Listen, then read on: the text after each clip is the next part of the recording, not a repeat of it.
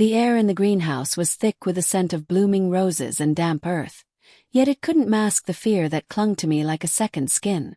I knelt among the lilies, hands in the soil, pretending that their delicate petals could somehow soften the cruelty of the man waiting in the parlor. Arthur Finch. My husband in name only, tyrant in every way that mattered. He entered the greenhouse without knocking, the riding crop in his hand gleaming in the sunlight. "Clara," he said, voice smooth like polished marble but cold enough to freeze the marrow in my bones. "These orchids aren't symmetrical. Fix them." "Yes, Arthur," I whispered, bowing my head as I straightened the drooping leaves. The truth was, nothing I did could satisfy him. Not my devotion, not my intellect, not my very existence. That evening after dinner, his temper flared over some trivial comment I had made about the garden's layout. The crop struck my arm first, a sting of humiliation and pain, and then again harder. I tried to shield my face, but it was futile. When the final blow came, I felt the world tilt and crumble beneath me. I woke, or thought I did, in a realm that was both strange and familiar. My consciousness drifted through the garden of the estate, yet it wasn't just any garden. Every root seemed to pulse with life, every stem a whisper of resilience.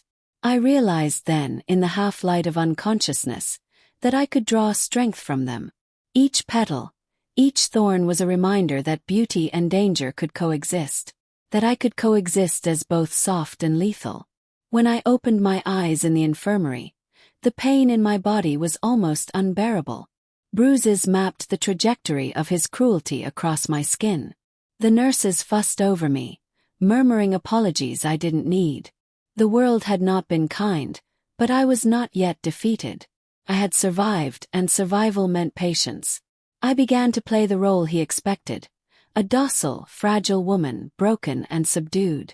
I smiled weakly when Arthur visited, thanked him for checking in, and hid the fire in my eyes. He was so pleased with himself that he barely restrained a self-satisfied smirk. He believed I was a delicate flower that could be plucked and discarded. But inside I was far from delicate. The garden had taught me something he could never touch. Roots go deep. They anchor you even when the storms rage. And Arthur Finch was a hurricane I would learn to weather, then survive. From that moment, I decided I would no longer be a victim of cruelty. I would gather my strength, sharpen my mind, and wait. Wait for the right moment to act, to expose, to escape, to reclaim everything he thought he could take from me. I was reborn, not the timid, fearful wife, but a thorned rose. Beautiful, resilient, and deadly to anyone foolish enough to underestimate me. And so I began planning, not in haste, but with the patient wisdom of roots that know how to twist beneath the earth before striking upward to bloom. Arthur Finch would never see it coming. I had spent the morning tending to the rose bushes, letting the prickly stems scrape against my palms. Each cut, each sting reminded me of the strength I carried beneath the surface, a secret strength Arthur could never touch. But strength alone was not enough. I needed evidence, a way to prove his cruelty and stop him before he could end me for good. I had grown cautious, waiting for the right moment to uncover his intentions. The manor was silent except for the ticking of the grandfather clock in the hallway. Miriam, his distant cousin and frequent guest in our home, moved gracefully through the corridors, pretending to busy herself with trivial household tasks. I knew better. I had always known. It was during the late afternoon, when the light dipped golden through the library windows, that I found my opportunity. I slipped quietly behind the tall velvet curtains, peeking through the slits just enough to see Arthur and Miriam seated together at the massive mahogany desk. Their voices were hushed, almost conspiratorial. "Once Clara trips down the stairs," Arthur said, a cruel smirk twisting his lips, "there will be nothing standing in our way. The estate, the title, it will all be ours." Miriam giggled, her fingers drumming the polished surface of the desk. "And no one will suspect a thing. They'll believe it was just an accident. She's so fragile now." Every word was a dagger to my heart, but I didn't react. I kept my breathing steady, hiding behind the curtain, letting them speak freely. I knew then that subtlety was my greatest weapon. I needed proof, indisputable evidence of their intent. Once they left the room, I moved swiftly, recording their conversation on a discreet device I had hidden among the books.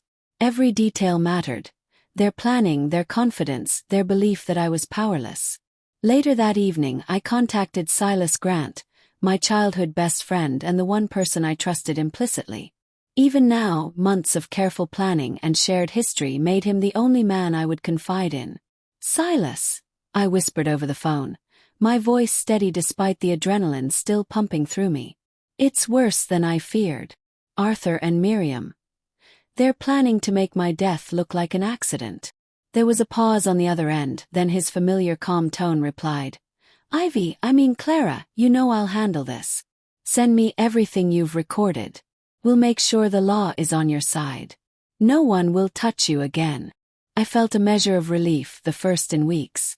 Silas's presence, even through a phone line, reminded me that I was not alone. That trust could be more powerful than fear. As I hung up, I looked out across the garden, the roses bathed in moonlight. Each thorn, each root reminded me of who I had become. Fragile on the surface, yes, but underneath unyielding. Arthur and Miriam believed I was still the docile victim, but the seeds of my revenge had already taken root. The days ahead would be delicate, dangerous, and precise. But with Silas as my ally, and the strength I had drawn from my garden, I knew I could reclaim my life. They were about to discover that underestimating a thorned rose could be deadly. I spent the next few days in quiet vigilance, moving through the manor like a shadow. Arthur and Miriam continued their charade, oblivious to the fact that every whispered plan, every sly glance, was being recorded, logged, and catalogued. My body still bore the bruises of his cruelty, but each ache reminded me of the strength that had taken root during my coma. I was no longer a fragile flower at his mercy. I was a thorned rose, carefully cultivating my own defenses. Silas arrived one afternoon, his presence calm and grounding, as if he carried the very air of justice with him. "I've reviewed the recordings," he said, his deep voice steady. "Every threat, every plan is admissible. With your medical records, we can show a clear pattern of abuse. We'll file for divorce and a restraining order simultaneously. You'll have protection before he realizes what's happening." I nodded, feeling a thrill of reassurance. Trust had always been a quiet current between us, but now it carried purpose. "He'll never see it coming," I said, my voice low. "He believes I'm fragile, broken, that I won't act. He doesn't know the roots run deep." Silas smiled faintly, his eyes holding an intensity that made my chest tighten. "And those roots, Clara, will be the reason he loses everything. But we need to move carefully. One misstep, and he could retaliate before the law catches up." I spent the days following his visit collecting more evidence. I made it seem as though I was returning to my usual routines, tending the garden, cataloging rare plants, and meticulously arranging the greenhouse, while my eyes and ears were always alert. Every conversation, every subtle hint from Arthur or Miriam was logged. The trap was taking shape, and with Silas' guidance, it was a legal web I could navigate safely. One evening, I overheard Miriam giggling to Arthur in the hallway. "Once she's gone, the estate will be ours. No one will ever suspect a thing." I restrained a shiver of anger, letting the words sink. Every syllable was fuel for my plan. I made sure Silas heard the recording, ensuring that the documentation would be ironclad. "He thinks he's untouchable," I said softly to myself. "But the roots grow in silence, and they will strike when the time is right." Silas and I began to map out the exact sequence of actions. The restraining order, the divorce filing, and the presentation of evidence would happen simultaneously, leaving Arthur no room to maneuver. I felt a growing sense of empowerment. For the first time in years, I wasn't acting in fear. I was orchestrating, controlling, and protecting what was mine. That night, as I walked among the moonlit roses, I pressed my hand to the bark of an old tree and let its steady pulse calm me. Strength, patience, and meticulous planning would be my weapons. Arthur and Miriam had underestimated me, believing a broken woman lay beneath the bruises. They were wrong. I had roots now, and the storm they couldn't see was quietly gathering. The morning sun filtered through the lace curtains, casting a delicate pattern across the library floor. I lingered just inside the doorway, feigning a casual presence, but every sense was alert. Arthur was already there, lounging in his chair with the smugness of a man who believed himself untouchable. Miriam perched across from him, her eyes darting nervously whenever I glanced in her direction. "Clara," Arthur said, his tone syrupy, "come join us. We were just discussing the upcoming estate plans." He gestured lazily to the empty chair. The audacity of his invitation made my stomach churn, but I kept my expression neutral. I approached slowly, letting my fingers trail over the spines of the leather-bound books along the shelf. "Of course," I said softly, settling into the chair he'd offered. My outward calm masked the storm of calculation inside. I had to see how far they would go, how comfortable they felt plotting in my presence. Miriam laughed, a high, brittle sound, and I noted every inflection. "Once she's out of the way," she said, glancing at Arthur with a conspiratorial smile, "everything will be ours." Arthur leaned back, a smug grin spreading across his face. "The perfect crime," he murmured, unaware that every word was being recorded by the small device I had hidden in the lamp. I sipped my tea slowly, letting it linger on my tongue as if savoring each moment. "You two seem confident," I said, my voice light, deceptively fragile. "Do you really think no one notices your little plans?" Both of them froze. Miriam's face paled slightly, and Arthur's eyes narrowed. The tension was brief but delicious. I didn't press further. The goal was to observe, to collect evidence without alerting them to my awareness. Later, in the quiet of my study, I met with Silas. He had arrived with files and legal documents, ready to guide me through the next steps. "Did you get what you needed?" he asked, his gaze steady and unwavering. I handed him the recording, careful not to let my fingers tremble. "Everything. They're even bolder than I imagined," I said. "And they think I don't suspect a thing." Silas leaned back, studying me. "Good. That confidence is their weakness. When the legal net closes, they won't see it coming. And Clara," his voice softened slightly, a rare touch of warmth, "you're not alone in this. Every step you take, I'm with you."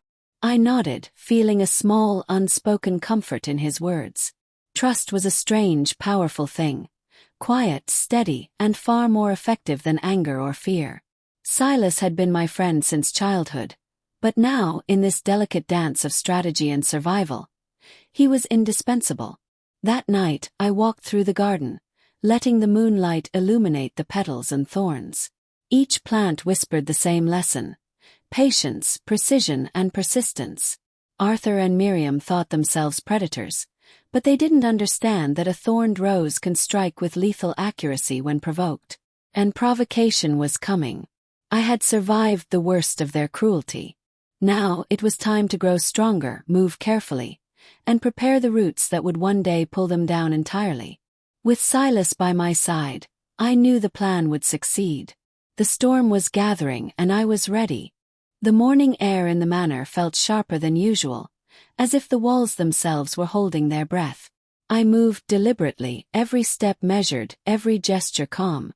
Arthur and Miriam still believed I was fragile, still playing the role of the docile, broken wife. How little they understood that the woman before them had roots deep enough to anchor a storm. I began the day by sending an innocuous message to Silas, arranging for him to visit later. While the house seemed calm, I was far from idle. Hidden cameras had been installed in the most frequented rooms, the library, the hallways, even the breakfast nook. Every conversation, every plan, every careless laugh would now be documented without their knowledge. Arthur appeared in the hallway, his expression smug. "Clara, the garden seems more lively than usual," he said, his voice dripping with false admiration. "Are you feeling well enough to oversee the arrangements today?" "Yes, Arthur," I replied smoothly, letting a hint of serenity mask the storm beneath. It's good to keep things in order. Miriam drifted past, offering me a tight-lipped smile. We're glad you're recovering so well, she said. Her words carried the faintest edge of fear, though she didn't realize it herself. I smiled gently, masking the thrill of anticipation building in my chest. Every step was working perfectly. Arthur and Miriam thought themselves clever, but they had underestimated the patience of a woman who had faced the edge of death and returned. Later that afternoon, Silas arrived, and we convened quietly in the study.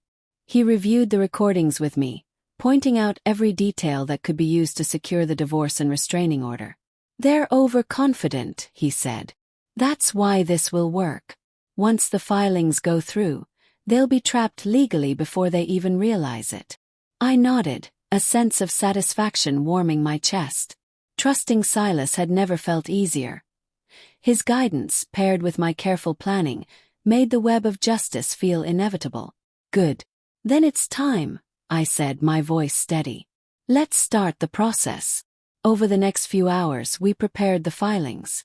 Silas ensured every medical record, every note from my coma, and every recording from the hidden devices were included as evidence. Nothing could be questioned. Everything was airtight.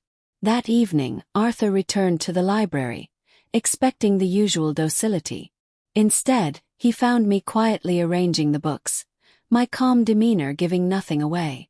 Everything seems in order, he said, peering over his shoulder, unaware that the trap was already closing around him.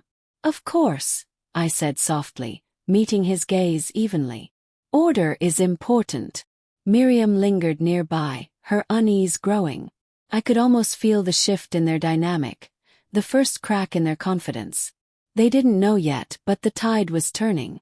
As I walked back through the garden, the moonlight illuminating the petals and thorns, I felt the surge of control. My plan had begun in earnest, and the first strike had been delivered without a single alarm raised. Arthur and Miriam had no idea the docile woman they had mocked was already weaving their undoing. Roots run deep, and tonight I was growing stronger than ever. The manor had grown quieter in the past days, but the stillness was deceptive. I could feel the tension coiling beneath the surface like a serpent, ready to strike. Arthur and Miriam's overconfidence was slipping, though they didn't yet know why. I had given them the illusion of docility, the sweet scent of a fragile rose, but beneath it, my roots had deepened, entwining themselves around every weakness in their plans. Silas arrived that afternoon, his presence a steadying force. They've begun to notice, he said quietly as we reviewed the latest evidence. Subtle things, the hidden cameras, the financial discrepancies, the patterns in your schedule. They might start getting suspicious soon. I nodded, tracing my fingers over the polished desk. Let them suspect. I want them uneasy. Fear sharpens the mind, but overconfidence dulls it. And right now, Arthur and Miriam are already teetering. Together, we finalized the filings for the divorce and restraining order. Every detail was precise, leaving no room for manipulation. Silas had arranged for the documents to be filed simultaneously in multiple jurisdictions, ensuring that Arthur couldn't find loopholes or delay the process. I felt a thrill at the thought of him finally losing control, the first taste of justice I had been denied for so long. Later that evening, I passed by the library, feigning my usual calm demeanor. Arthur was there, poring over ledgers, his brow furrowed. Miriam hovered nearby, her eyes flicking nervously in my direction. I allowed my gaze to meet theirs, soft and composed, giving no hint of the storm beneath my surface. You seem preoccupied, I said casually, placing a hand on the edge of the desk. Everything all right? Arthur's head snapped up, and I noticed the flicker of unease in his eyes. Brief but satisfying. Yes, he said, his voice clipped. Just numbers. Miriam shifted uncomfortably. It's nothing to worry about, she muttered, though the tremor in her tone betrayed her. I smiled, serene and controlled. Of course. Order is everything, I said softly, stepping back into the hallway, leaving them to stew in the shadow of uncertainty I had planted. When I returned to Silas, I found him monitoring the manor through the hidden cameras. "They're reacting," he said, a faint smile tugging at his lips. "Careful observation, subtle pressure. It's working. The cracks are widening." I felt a surge of satisfaction, my confidence growing. Trusting Silas was no longer just about friendship. It was the backbone of my strategy. His calm, methodical mind complemented my patience and resilience, and together, we were creating a force they could never anticipate. That night, I walked through the garden under the silver glow of the moon, fingers brushing against the thorns that had taught me endurance. Each step was deliberate, each breath measured. The storm was coming for Arthur and Miriam, and they were powerless to stop it. I was no longer the broken wife they had thought they could control. I was Clara Belle, the thorned rose, rooted in strength, ready to bloom in full force, and ready to take back everything that had been stolen from me. The rising storm was only beginning. The morning light was pale and sharp, slicing through the curtains of my study like a blade. I had barely slept, but exhaustion did not weaken me. It sharpened me. Today, everything would come to fruition. The evidence had been collected, the filings processed, and Arthur and Miriam had no idea that the web around them was complete. Silas arrived, his presence calm but commanding.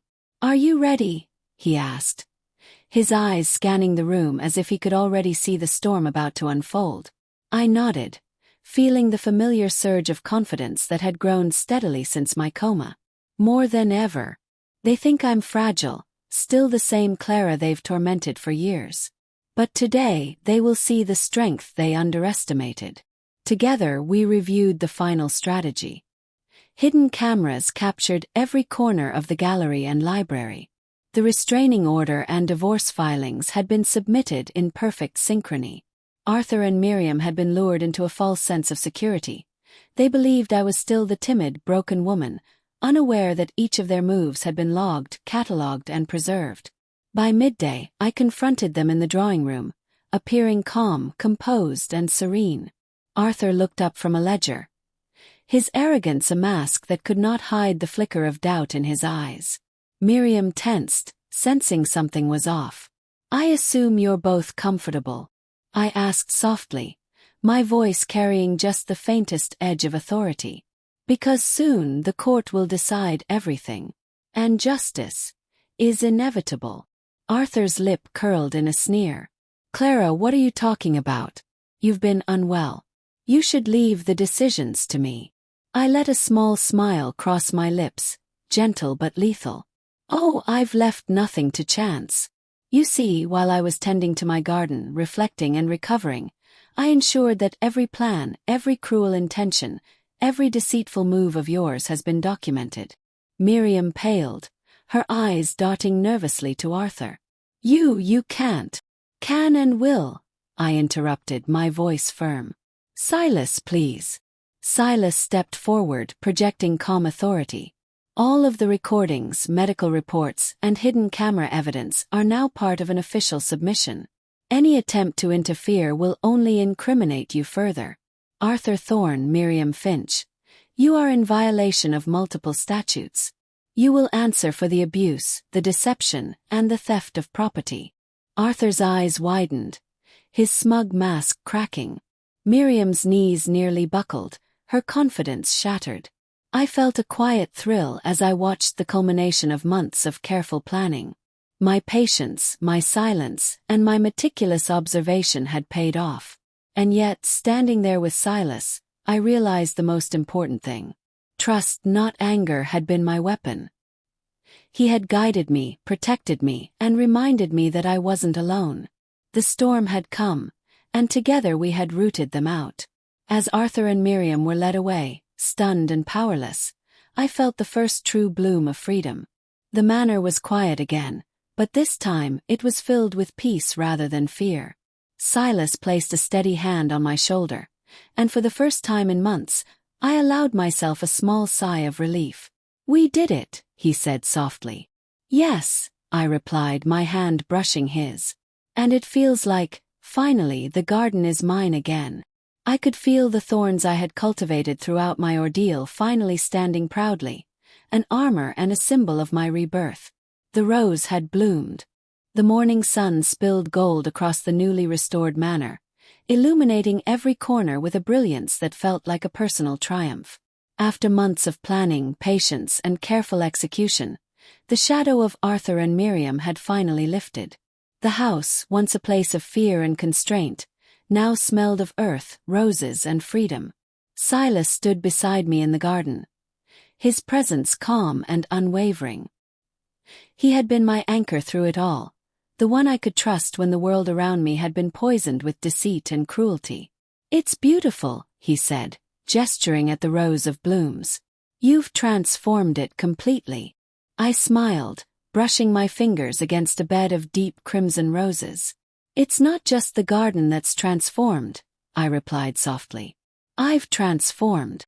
I survived, I planned, and I reclaimed everything that was taken from me." He looked at me, a quiet intensity in his gaze, and I realized how much he had witnessed my journey. Not just the calculated moves, the legal maneuvers, but the rebirth, the awakening of a woman who refused to be broken. "And you did it with incredible strength," he said. "I've always known you had it in you, Clara. But seeing it, it's something else entirely." I stepped closer, letting the warmth of the morning sun and his steady presence fill me. "I couldn't have done it without you," I admitted. "Every step, every plan. Your guidance was my shield." He reached out, his fingers brushing lightly against mine. "And now that the storm has passed," he said softly, "we can finally live." The trust between us had always been unspoken, but now it was tangible.